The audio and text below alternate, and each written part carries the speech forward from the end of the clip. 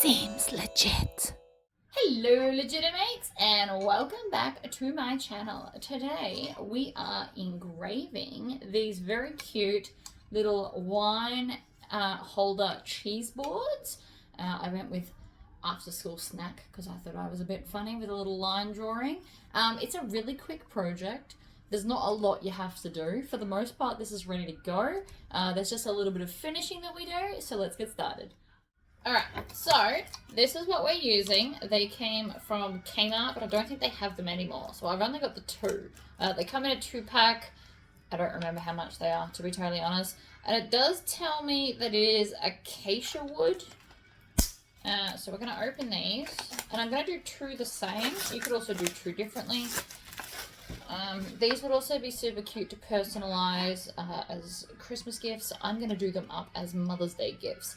So this is what they look like. They've kind of got indented. So when we put our design, we need to make sure that we are away from the edge so the machine won't at all hit the groove. Because see how it's deeper?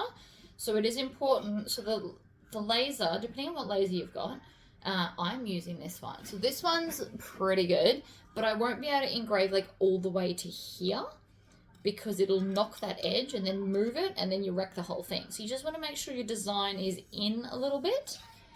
So for that, I will need to measure it with this bad boy. I love this thing.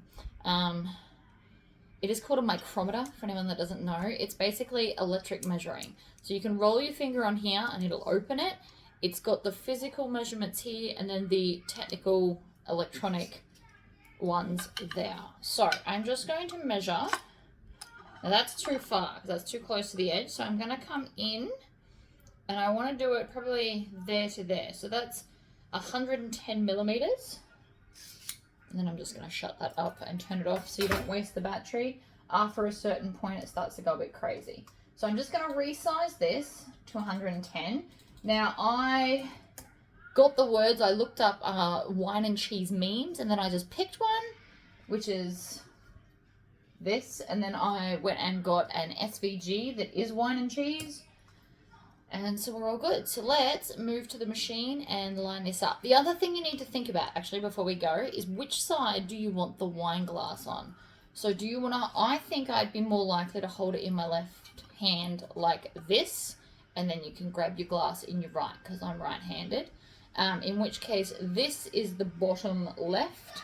So this is the way it needs to go into the machine so that it will laser it the correct way. Okay, so I've just shoved this in the machine and then I'm going to line it up. I also need to adjust the height. So we put the little plate behind and then just drop the laser directly onto that plate. Now you can see I'm doing this a lot. It also just got darker because I put the lid on my extraction case, I guess you'd call it. So it's going back and forth over and over. It looks crooked, but it's because of the angle of my camera that I've put it in. I did check it several times to make sure it didn't. This whole engraving only took 8 minutes and 51 seconds, but I've obviously sped it up so that we're not just watching this go really, really slowly. And it doesn't really look like it is doing much, but I promise at the end, it does look really, really nice. So I did a full fill, and I did 100% power on the laser and then 100 millimeters per second. I work in per second because it's just easier. The numbers are smaller. They do suggest you work minutes with diodes, but seconds just work for me. And we're all done. Okay, so now that that's done, it will have like a dusty residue. So I'm going to take one of these makeup pad things. I am in the process of going to get like alcohol lint-free wipes, but in the meantime we're going to use this and then just a little bit of the rubbing alcohol to take off all of the grime. You can do the whole area. So it did actually burn quite deep. I don't know if you can see that, but I think it come out really, really cute. Anyway. The problem with these is they're not lint-free, so you just got to be careful of that. Now I have this food safe wax. I got this from Bunnings. It's natural, food safe, and silicone free. So I always like to just finish my products, my food products, off with this. So I'm just going to put a little bit onto my cloth. You don't need a lot. And then I'm just going to kind of dab it on like this. And then I can rub it in. I'm going to do circles because I just am. You're less likely to get streaks.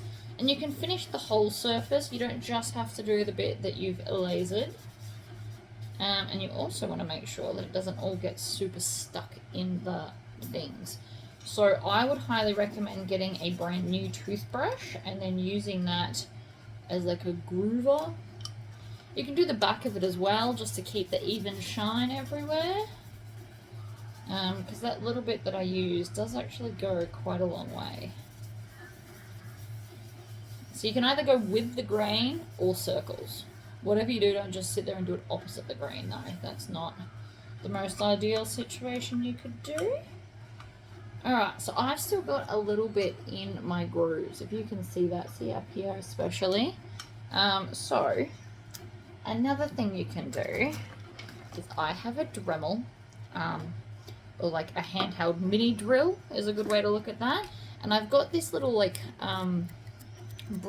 plastic bristled thing in it. So I'm just gonna, I've got to plug it in because it's not plugged in yet. And I'm just gonna go over that, and that should also pull all the stuff out of there. So let me plug it in. Okay, I've had to move a little bit closer to a PowerPoint.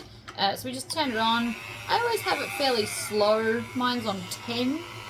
And then I'm just going to just touch up in the cracks. I don't need to put any pressure. The main point of this is to just get out the excess wax that I've put on there. I mean, you can do the whole thing in it if you get a bigger one. That's much better. So we just don't want a ton of wax because it'll, you know, make it not look as cool. So now that I've done that, it's got, if you have a look, see how it's a little bit shinier in some places than other? So I'm just going to take my little makeup pad and wipe it again. Lint-free cloths are much more preferred, but there's just none at my local shops because I tried the other day and they said they're having supply issues. And there you go, that's all done. It looks so cute. So I hope that was somewhat helpful, and I hope I've inspired you for a very cute Mother's Day gift. Alright guys, bye!